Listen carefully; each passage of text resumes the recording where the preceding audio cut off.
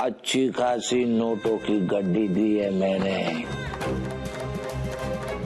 उसी को जिसने तुम्हें यहाँ भेजा है, तुम्हारा दलाल।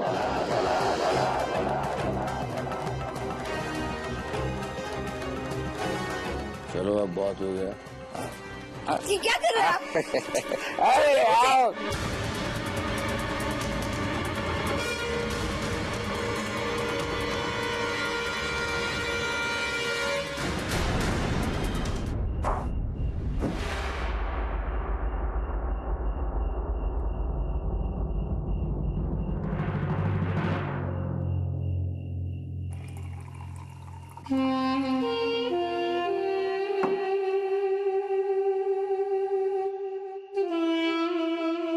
ये अंग्रेजी शराब की बात ही कुछ और है। 2 दिनों से देसी पी पी के दिमाग खराब हो गया था।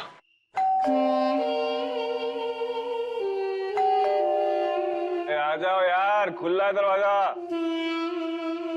वैसे कौन से हीरे मोती पड़े घर में जो अंदर से लॉक करो।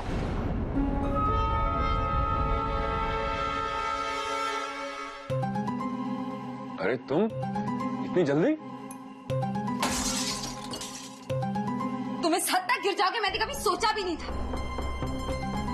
क्या समझते हो तुम अपने आप को? तुमने मेरी इज्जत का सौदा किया, अपनी पत्नी की इज्जत का।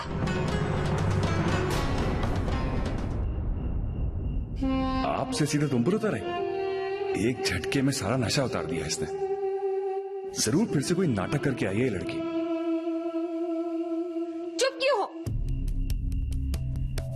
जरा सी भी शर्म नहीं आई तुम्हें? तुमने अपनी बीवी का सौदा किया। सुषमा, ये क्या कह रही हो तुम? कहीं उस आदमी तुम्हारे साथ कोई ऐसी वैसी हरकत तो नहीं? ना तो मैं इतनी कमजोर हूँ और ना ही किसी में इतनी हिम्मत है कि कोई मेरी इज्जत पे हाथ डाल सके। मुंह नोच कर आई हूं मैं शैतान का। तुम इतना कैसे गिर सकते हो ब्रिज?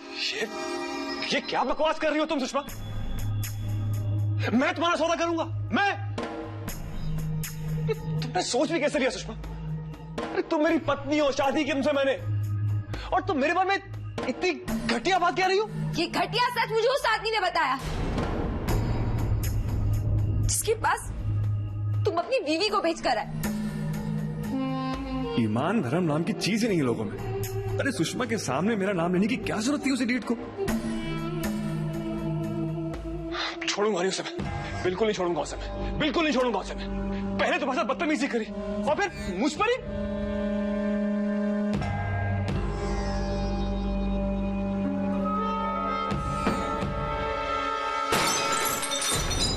मैं छोड़ूंगा नहीं उस कमीने को। आज वो मेरे हाथ से मरेगा। नहीं रिची प्लीज प्लीज आप रहने दीजिए ना। नहीं सुषमा, मुझे जाने दो। उसने तुम्हारी सुबह हाथ डालेगा सोचा भी कैसे? मैं छोड़ूंगा नहीं उसे। नहीं रिची आप रहने दीजिए प्लीज। नहीं सुषमा, नहीं सुषमा, नहीं जाने दो मुझे। उसे अपने की के साथ भुगतनी पड़ेगी, चाहे मुझे अपनी सारी जिंदगी जेल में क्यों न जाना पड़े। मैं जा रहा हूँ सुषमा। नहीं सुषमा, नहीं। ये मैंने क्या कर दिया? गुस्से में आकर अगर रिची ने कुछ ऐसा वैसा कर दिया तो मेरी ही गलती है। अपने पति पर शक किया मैंने, वो भी उस 2 कौड़ी के आदमी के कहने पर। हे भगवान, रिची के हाथों कुछ ऐसा वैसा मत करवा देना।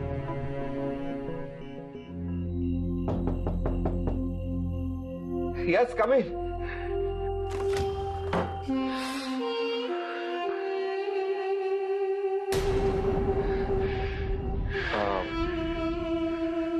I'm sorry sir, वो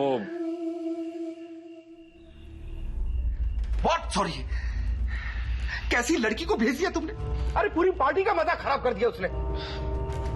सर इसलिए तो सॉरी कह रहा हूँ। अब सॉरी कहने से क्या फायदा? मैंने उसे कोई फूलों की गुलदस्ते की तरह सजाने के लिए नहीं बुलाया था। तुम जानते थे ना ये? सर मैंने तो समझा दिया था सर। वो ऐन मौके पर ऐसे नखरे करेगी ये मुझे भी नहीं पता था। एनीवे माफ कर दीजिएगा सर, अगली बार ध्यान रखूंगा मैं।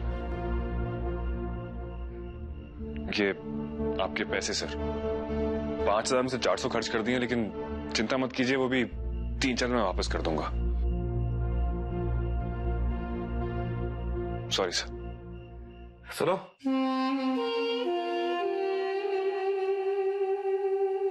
कहाँ जा रहे हो? जी वो ऐसे उठाओ।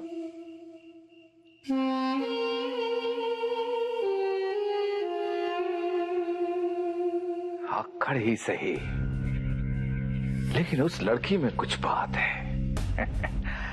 नमक है, नमक। शिकार जितना बेलगाम होगा, उसकी नकेल कसने में उतना ही मजा आएगा। अब तो मुझे हर हाल में वही लड़की चाहिए, वही लड़की। 5,000 दिए थे ना तुम्हें, 50,000 दूंगा, लेकिन मुझे वही लड़की चाहिए, वही लड़की।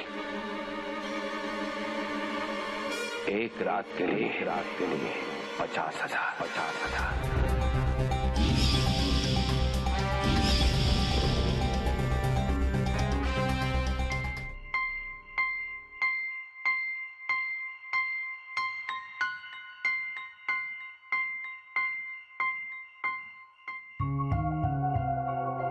अब तक नहीं आए ब्रिज जी, पता नहीं कहीं कुछ कहाँ थे आप?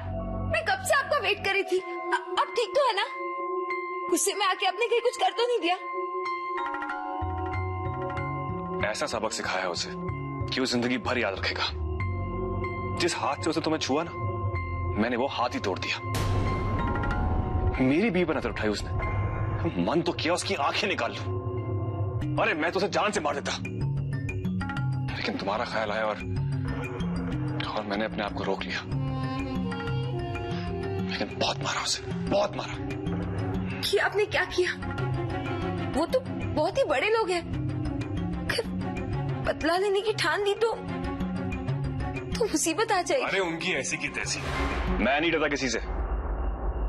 और कह तो रहा हूं तुमसे, बस तुम्हारा चेहरा आ गया मेरी नजरों के सामने। और मैंने सोचा कि ब्रिज, अगर तुझे कुछ हो गया तो बेचारी सुषमा का क्या होगा? वो तो दुनिया में तेरे बिना एकदम अकेली हो जाएगी। अपने माँ के घर भी नहीं जा सकती हो।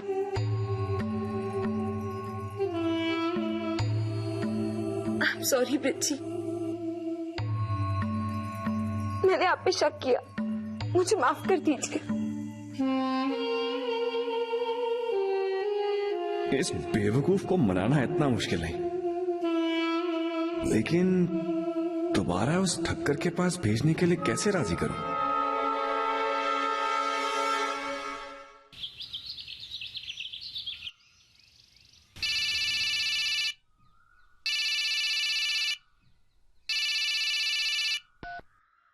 हेलो, गुड मॉर्निंग ज्योति दीदी। गुड मॉर्निंग बेटा, कैसी हो तुम और बाकी सब? सब ठीक है। अब मुझे आपकी बहुत याद आ रही है। मुझे भी तुम सबकी बहुत याद आती है। दीदी आप यहाँ जल्दी आ जाओ ना, मैं आपको बहुत मिस कर रही हूँ। अच्छा, अब मुझे भी बात करने दो ज्योति दीदी से।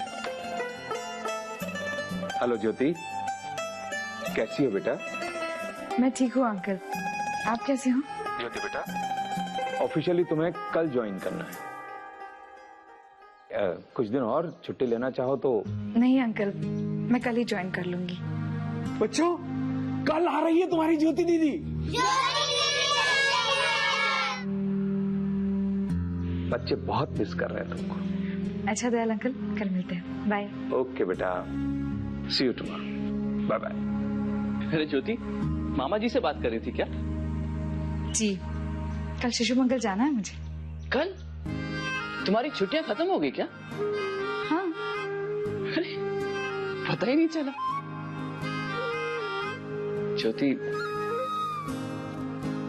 जब तुम नहीं थी तो एक एक दिन एक एक साल की तरह गुजरता था। अब तुम हो तो वक्त जैसे पंख लगा के उड़ते ही जा रहा है। वैसे भी मेरी छुट्टियां भी आज खत्म हो गई। मुझे भी आज कॉलेज जाना है। तुम चलोगी मेरे साथ? नहीं पंकज जी, आज नहीं। ओके। वैसे अपनी खूबसूरत बीवी को सबसे मिलाने के लिए तड़प रहा हूं मैं।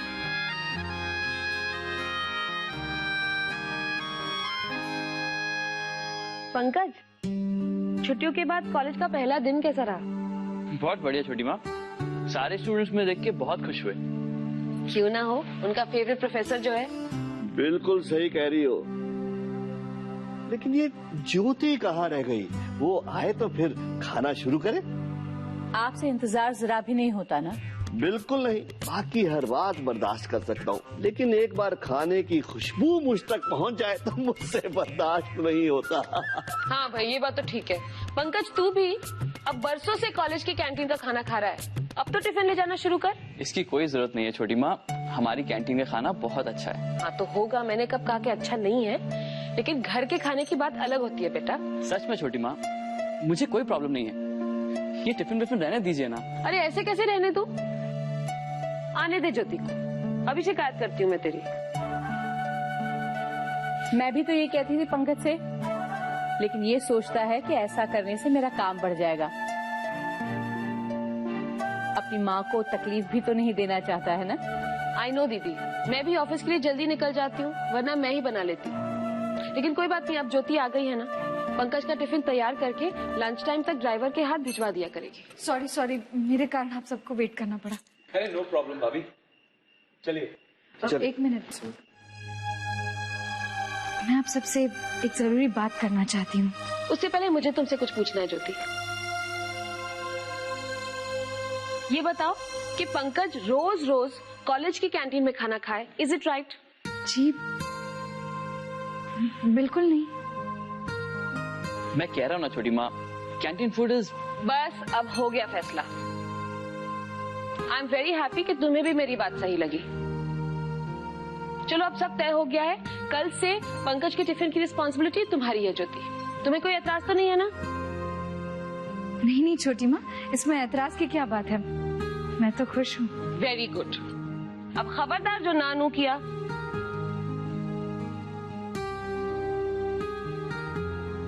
जी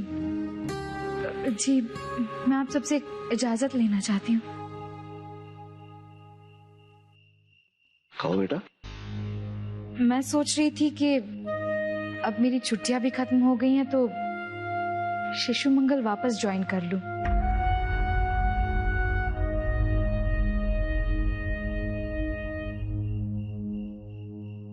अरे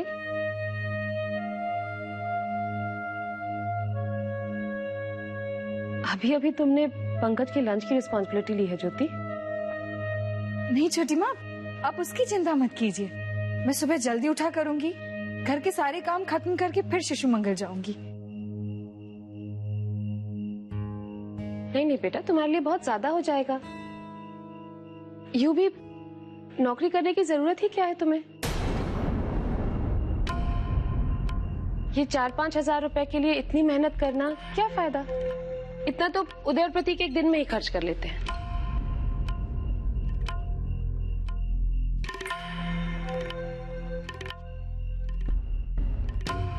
We're a traditional family बेटा, हमारी घर की बहुएं ऐसे छोटे मोटे जॉब करें अच्छा नहीं लगता है।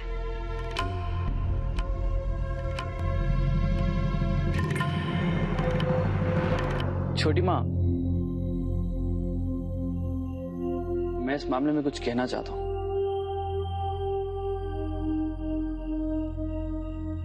जहां तक मैं जानता हूँ और आज तक जितने भी संस्कार मुझे इस घर से मिले, मैं इतना कह सकता हूँ कि कोई भी काम छोटा या बड़ा नहीं होता। बल्कि मैं तो ज्योति के फैसले से बहुत खुश हूँ। घर पे बेकार बैठने के बजाय वो काम करना चाहती। ज्योति की जगह अगर कोई और होती तो इतने बड़े घर की बहू होने का पूरा फायदा उठाती, इत्मीनान से सारे ऐशो आराम के साथ अपनी लाइफ एंजॉय करती। लेकिन ज्योति ने काम करना पसंद किया, and I really like her for that. मगर पंकज बेटा, सालों से हमारे घर की यही परंपरा रही है। आज तक कभी इस फैमिली की बहुएं घर से बाहर काम करने नहीं गई हैं। छोटी माँ, आपके बाद इस घर में बहू आई कहाँ है? ज्योति तो पहली बहू है, फिर ये परंपरा कैसी? बल्कि मैं तो कहूंगा कि इस नई परंपरा की शुरुआत आपने की है।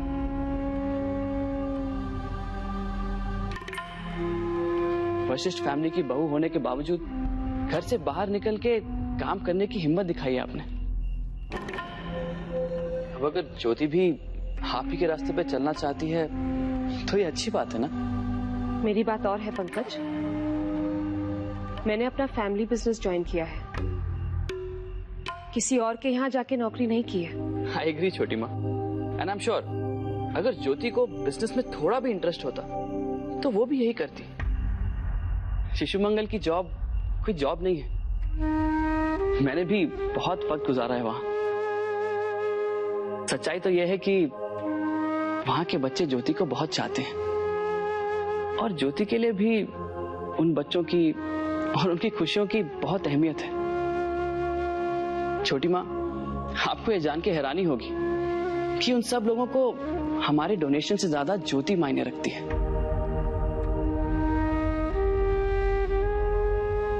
जिस तरह ज्योति उन अनाथ बच्चों को प्यार करती है, उनकी देखभाल करती है और जो अपनापन उन्हें ज्योति से मिलता है उसकी बराबरी कोई नहीं कर सकता।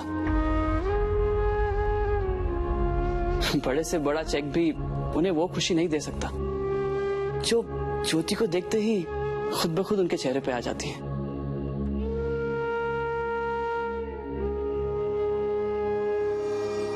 तेरी हर बात सही है पंकज बेटा, लेकिन भैरवी जो कह रही है वो भी गलत नहीं है। घर का काम फिर नौकरी, ये सब करने की बहू को क्या जरूरत है? बस अभी अभी ही तो ज्योति इस घर में शामिल हुई है, हमें भी तो एक दूसरे को जानने की जरूरत है ना।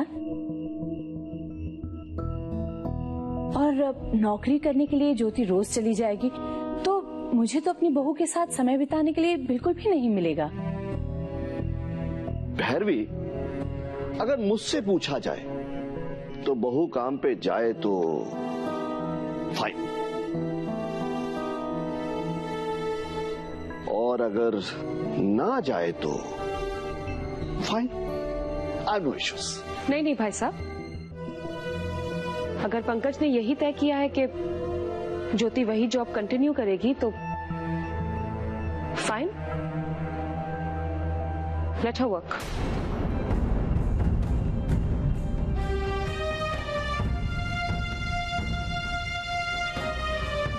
थैंक यू छोटी माँ।